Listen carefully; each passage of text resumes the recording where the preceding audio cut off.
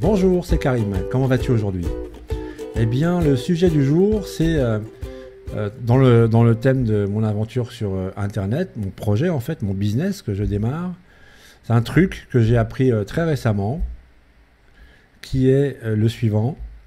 Avant de te lancer dans quoi que ce soit sur Internet, définis ton projet.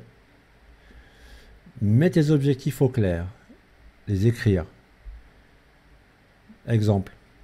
Tu as plusieurs moyens de faire du business sur Internet. Tu peux le faire de différentes manières, mais ton objectif, ça va être quoi? Est-ce que ça va être d'avoir un bureau avec des employés, d'en faire quelque chose d'assez important, ou de bloguer, de faire de l'Internet à partir de ta cuisine, ou de voyager à travers le monde avec ton ordinateur et puis pouvoir faire des posts, des blogs, raconter ce qui t'arrive parce que tu as envie de le faire et que c'est tout à fait normal, il n'y a pas de souci.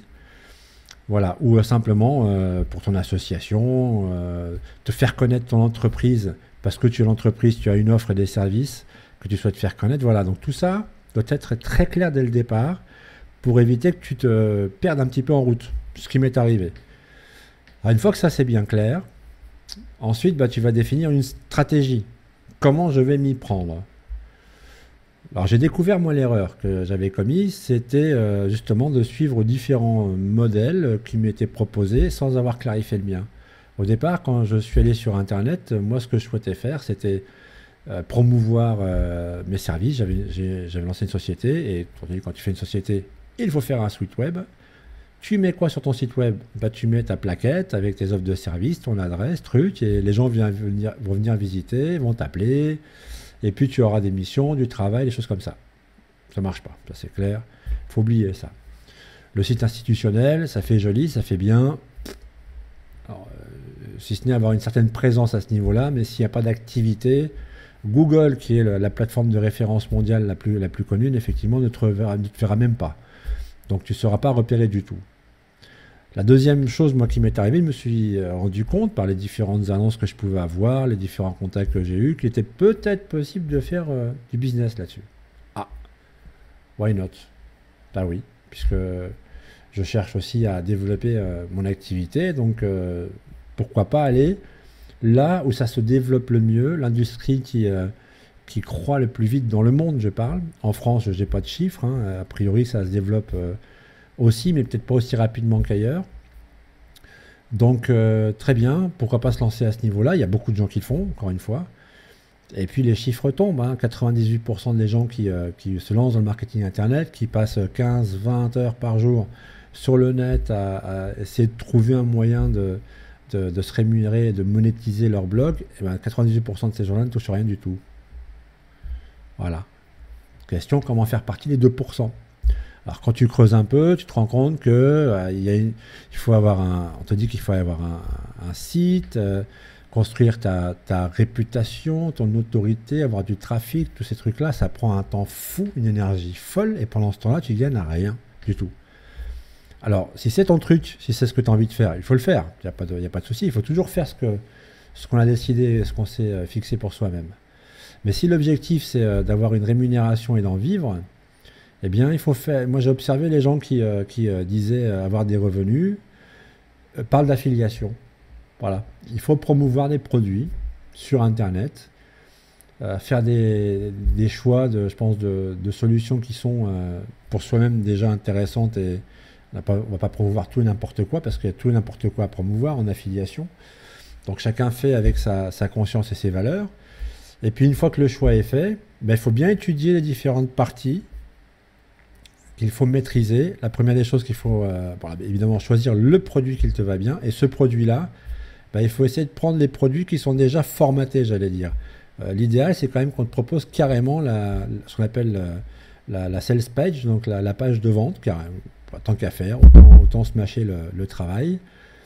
Et puis, une fois que ça c'est fait, derrière, construire ce qu'on appelle un sales funnel, comment je vais convertir le lead en anglais, donc une personne qui s'inscrit sur ma liste, comment je vais le convertir en client, et après comment je vais lui faire d'autres ventes, des upsells. Donc tout ça, c'est des choses qu'il faut maîtriser si on veut bien se débrouiller dans ce métier-là. Mais la toute première chose à faire, c'est de savoir générer du trafic. Où est-ce qu'on va chercher du trafic? Alors, évidemment, certains diront il faut avoir un blog, il faut faire beaucoup de choses, dire des choses pour que les gens viennent, s'abonnent, voilà, ainsi de suite. Et puis au bout d'un moment, on construit une liste. Et quand on a fini de construire la liste, bon, pour faire la liste, vous offrez un cadeau, les gens veulent le cadeau, ils s'inscrivent. Et puis après, on peut leur proposer les produits au bout d'un certain temps. Moi, j'ai mis mon adresse email dans pas mal de sites qui me semblaient intéressants. Je suis bombardé d'offres euh, récurrentes, très régulièrement. Et puis on se rend compte que c'est un petit milieu, notamment en France. Hein. Donc quand il y en a un qui lance sa campagne, il y a les 5 autres qui proposent la même campagne avec affiliation.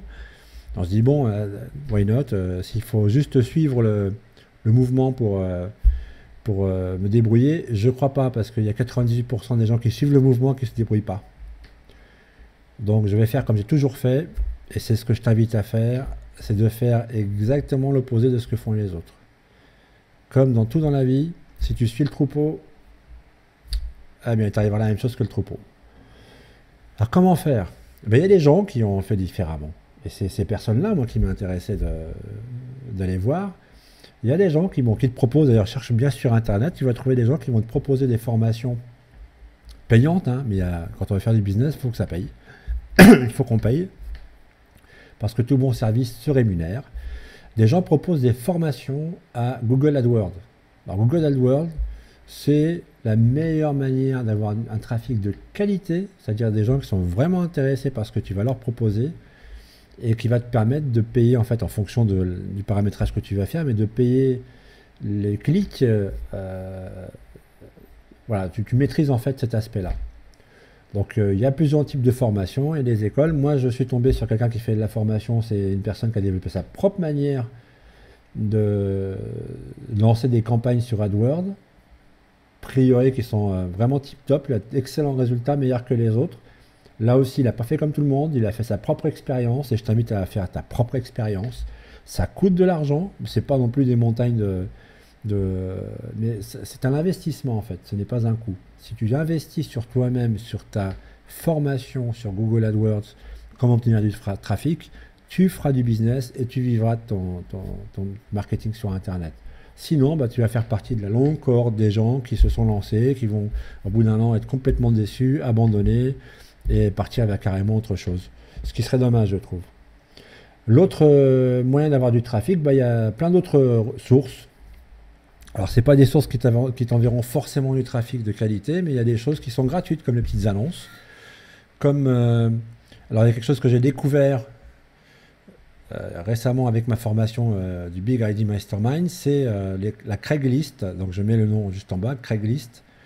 Alors là-dessus, en fait, c'est un système mondial qui propose des annonces. Alors, les annonces sont apparemment lues par tout le monde sur l'ensemble de la planète. Il y en a en France, il y en a dans tout... Il n'y a pas qu'en France où les gens parlent français, hein. Donc il y a différents pays d'Europe, Canada, qui lisent ces annonces. Donc c'est un moyen aussi de faire connaître son site. Et là, c'est gratuit.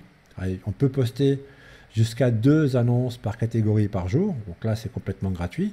Il y a aussi les petites annonces gratuites que l'on trouve sur Internet. On peut rédiger des communiqués de presse. Donc il y a pas mal de choses à faire pour obtenir du trafic. Et parce que c'est là qu'il faut devenir un expert.